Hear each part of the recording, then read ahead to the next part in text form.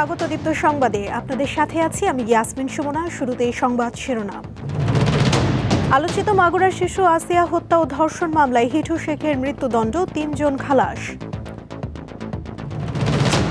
Israeli হামলায় শতাধিক ফিলিস্তিনি নিহত, গাজার বাসিন্দাদের লিবিয়ায় সরাতে উদ্যোগ। টি-20তে রাতে বাংলাদেশের আরব আমিরাত পরীক্ষা, লিটনের অধীনে শক্ত ব্যাটিং ধাপ।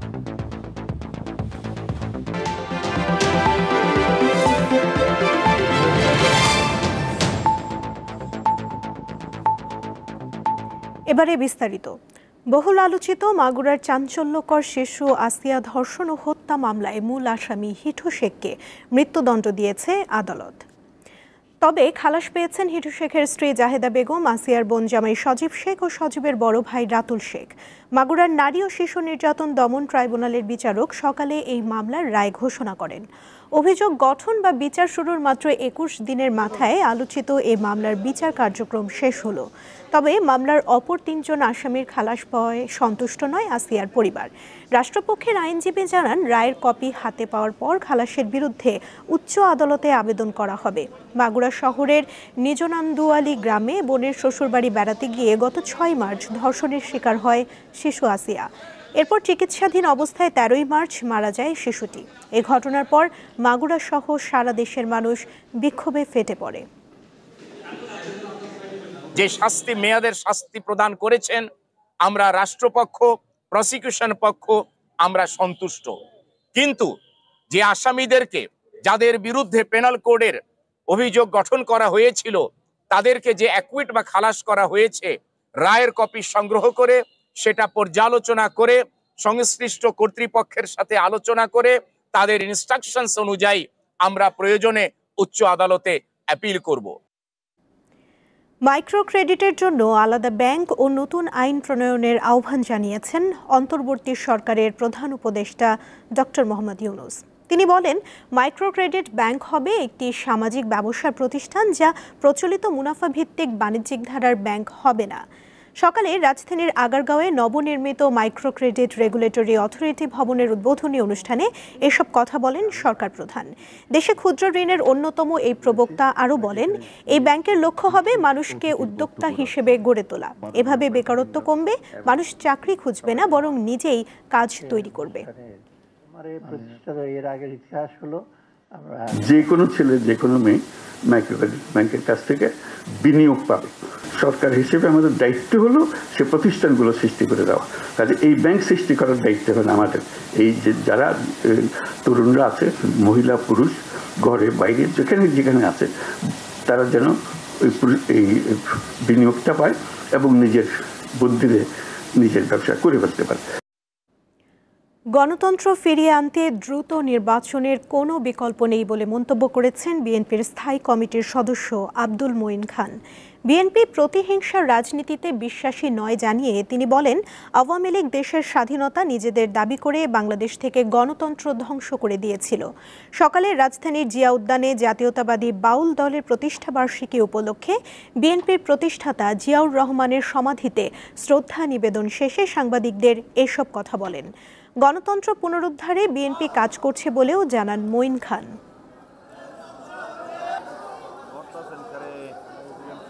আমরা দেশে গণতন্ত্র ফিরিয়ে আনতে দ্রুত সম্ভব এবং আমরা চাই সেটা করতে একটি মাত্র, আমরা বলেছি একটি মাত্র পদ্ধতি রয়েছে, সেই পদ্ধতির নাম হচ্ছে সুষ্ঠু নিরপেক্ষ নির্বাচন। ঢাকা দক্ষিণ সিটি কর্পোরেশনের মেয়র হিসেবে ইশরাক হোসেনকে দায়িত্ব বুঝিয়ে দেওয়ার দাবিতে আন্দোলন অব্যাহত রয়েছে। পূর্ব ঘোষণা অনুযায়ী ঢাকাবাসী ব্যানারে গুলিস্তানের নগর ভবনের সামনে সকাল থেকে জড়ো হন ইশরাকের সমর্থক ও অনুসারীরা। এ সময় তারা বিভিন্ন স্লোগান দেন। নগর ভবন থেকে মিছিল নিয়ে তারা সচিবালয় পর্যন্ত গিয়ে আবার নগর ভবনে ফিরে আসেন। 2020 সালের 1 ফেব্রুয়ারি ঢাকা দক্ষিণ সিটি কর্পোরেশনের নির্বাচন অনুষ্ঠিত হয়। এতে বিএনপির ইশরাক হোসেনকে হারিয়ে আওয়ামী লীগের শেখ ফজলে নূর তাপস মেয়র হন। ওই নির্বাচনে ফজলে নূর তাপসকে বিজয়ী ঘোষণার ফল বাতিল করে গেল 27 মার্চ বিএনপির নেতা ইশরাককে মেয়র ঘোষণা করে আদালত। কিন্তু এখনও তাকে দায়িত্ব বুঝিয়ে না দেয়ায় আন্দোলনে নেমেছেন ইশরাকের সমর্থকরা।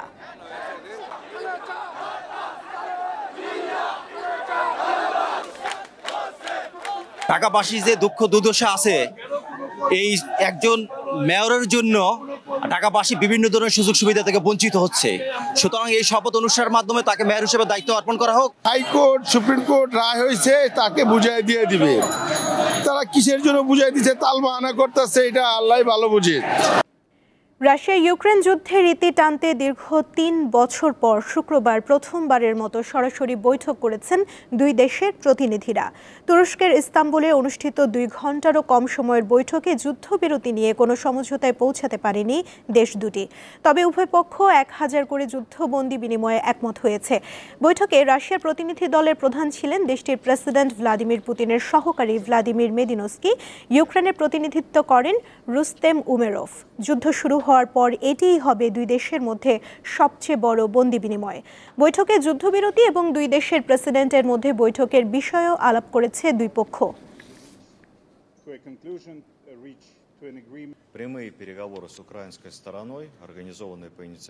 এবারে খেলার খবর। 2 ম্যাচ সিরিজের প্রথম টি-20তে রাতের সংযুক্ত আরব আমিরাতের বিপক্ষে মাঠে নামবে বাংলাদেশ। শারজাতে ম্যাচটি শুরু হবে বাংলাদেশ সময় রাত 9টায়। লিটন দাসের নেতৃত্বে নতুনভাবে শুরুর প্রত্যাশা দলের বাকি খেলোয়াড়দের। পূর্ণ মেয়াদে দায়িত্ব পাওয়ার পর লিটনের নেতৃত্বে প্রথমবারের মতো টি-20 সিরিজ খেলতে নামবে বাংলাদেশ দল। ওপেনিং থেকে শুরু করে middle order, spin attack, pace line up, সেরা একাদশে জায়গা পাওয়া নিয়ে তুমুল লড়াই রয়েছে। আর এই ম্যাচের আগে সংবাদ সম্মেলনে অধিনায়ক নির্ভর ক্রিকেট খেলার কথা জানান।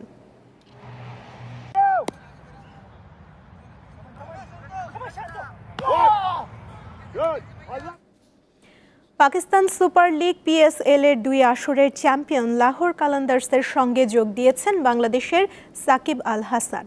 সবকিছু ঠিকঠাক থাকলে কাল লাহোরের জার্সিতে দেখা যেতে পারে সাবেক এই বিশ্বসেরা অলরাউন্ডারকে। PSL এর ক্যাম্পে সাকিবের যোগ দেওয়ার কথা এক ফেসবুক পোস্টে জানিয়েছে লাহোর। PSL এ এটি হতে যাচ্ছে তার তৃতীয় দল। এর আগে করাচি কিংস ও পেশোয়ার জালমির হয়ে 14টি ম্যাচ খেলেন সাকিব। বেশ কয়েকজন বিদেশি ক্রিকেটার নানা কারণে টুর্নামেন্টের শেষ ভাগে খেলতে পারবেন না। সেই শূন্যস্থানগুলো বিকল্প ক্রিকেটার দিয়ে পূরণ করছে PSL এর 6 ফ্র্যাঞ্চাইজি। সাকিবের দল পাওয়া সেটিরই অংশ। লিগ পর্ব ও প্লে অফ পর্ব মিলিয়ে এবারের PSL এ এখনও 8 ম্যাচ বাকি।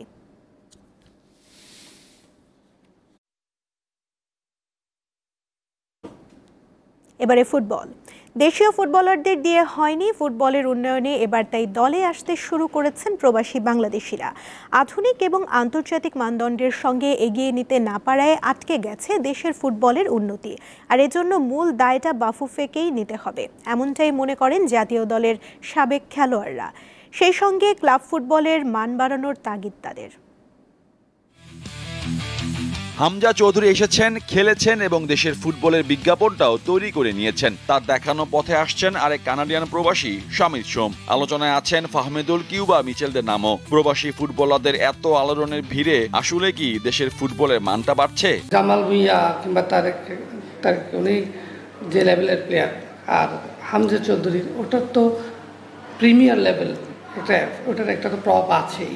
এই লেভেলের প্লেয়ার ভারত উপমহাদেশে তো খেলে না, বিশেষ করে ইংলিশ প্রিমিয়ার লিগের খেলোয়াড় হামজা চৌধুরী বাংলাদেশ টিমে খেলা, এটা একটা আমাদের জন্য বিশাল সৌভাগ্যের বিষয়। দেশের ফুটবলে প্রাণকেন্দ্র বলা হয় ঢাকা স্টেডিয়ামকে। দীর্ঘ নাটকীয়তা আর দফায় দফায় বাজেট সংশোধনের পর শেষমেশ ফুটবল আয়োজনে দ্বার প্রান্তে। স্বাধীনতার এতগুলো বছর পার হলেও এখনো মাঠের সমস্যাটা কাটিয়ে উঠতে না পারাটা দেশের ফুটবলের বড় ব্যর্থতা বলে মনে করেন সাবেক এই ফুটবলার। বাংলাদেশের জাতীয় স্টেডিয়ামটা আছে, কেন নতুন স্টেডিয়াম না? যে খরচ করেছে বা যে সময় লেগেছে তাতে আরও 2-1টা স্টেডিয়াম তৈরি করা যেত। আমি যেটা বুঝি পজিটিভলি, ফুটবলের জন্য তো অনেক ভেন্যু প্রয়োজন। আমরা কেন ভেন্যু আরও 2-3টা বাড়ালাম না? আমাদের দেশে তো জায়গা আছে, বিভিন্ন জায়গায় পূর্বাচল বলেন, বিভিন্ন ঢাকার আশেপাশে একটা জায়গা নিয়ে 2-1টা স্টেডিয়াম, ভালো ফুটবল, ভালো ফেসিলিটিস থাকা স্টেডিয়াম নির্মাণ করা যেত। বাংলাদেশের দল স্ট্রাইকার সমস্যায় ভুগছে আন্তর্জাতিক ম্যাচগুলোতে। সবশেষ শিলংয়ে ভারতের বিপক্ষেও যার মূল্য দিতে হয়েছে তপু বর্মনদের। এই সমস্যা থেকে উত্তরণের জন্য বাফুফের কোচিং প্যানেলকে আরো যত্নশীল হওয়া দরকার বলে মনে করেন তিনি। স্ট্রাইকারদের যদি আলাদা করে নার্সিং করা হয়, যে অনেক বেশি এখানে মনোযোগ দেওয়া হয় যে না স্ট্রাইকিং পজিশনে আমরা অনেক কাজ করব, তাহলে ইমপ্রুভ করার সুযোগ আছে। আমরা পিছাই নেই, ফুটবল আমরা দাঁড়িয়ে আছি, অন্যরা এগিয়ে গেছে। ব্যাপারটা হচ্ছে এইখানে আমরা সে আগের মান্দাতার আমল সেট আপ থেকে এখনকার ফুটবলের ডিমান্ড কী, এখন স্টাইল অফ ফুটবল গেম কী, হ্যাঁ ওই সিস্টেমে আমাদের নিজেদের ফুটবলের মানে ফেডারেশনগুলোকে তৈরি করা, আবার ক্লাবগুলোকে তৈরি করা, একটা ফাউন্ডেশন ক্রিয়েট করতে হবে। দীর্ঘ সময়ের পর দেশে ফুটবল নিয়ে সাধারণ মানুষের আগ্রহটা ধরে রাখতে হলে বাফুফেকে প্রতিটা পদক্ষেপ যৌক্তিকভাবে নেওয়ার পরামর্শ সাবেক এই ফুটবলারের। দর্শকদের যে আগ্রহ এখন ফুটবল সম্বন্ধে। Mohammad Hasib, Deepto sports, Dhaka. English FA Cup ফুটবলের ফাইনালে রাতে মুখোমুখি হবে ম্যানচেস্টার সিটি এবং ক্রিস্টাল প্যালেস। খেলা শুরু বাংলাদেশ সময় রাত 9:30টায়।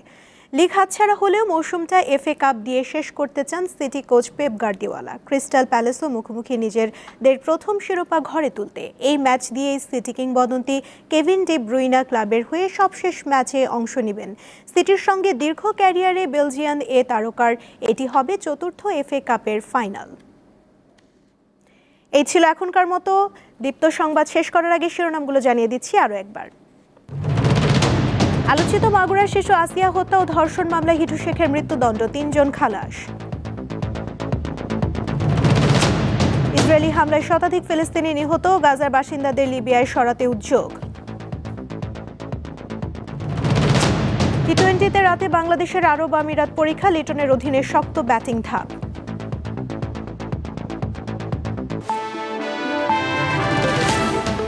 এই ছিল এখনকার মতো। এরপর বিকেল 4টায় দীপ্ত স্পোর্টস দেখার আমন্ত্রণ রইল। এছাড়া আরও তথ্য এবং বিনোদন জগতের নানা খবর পেতে যুক্ত থাকুন দীপ্ত ডিজিটাল প্ল্যাটফর্মের সাথে। ধন্যবাদ সবাইকে।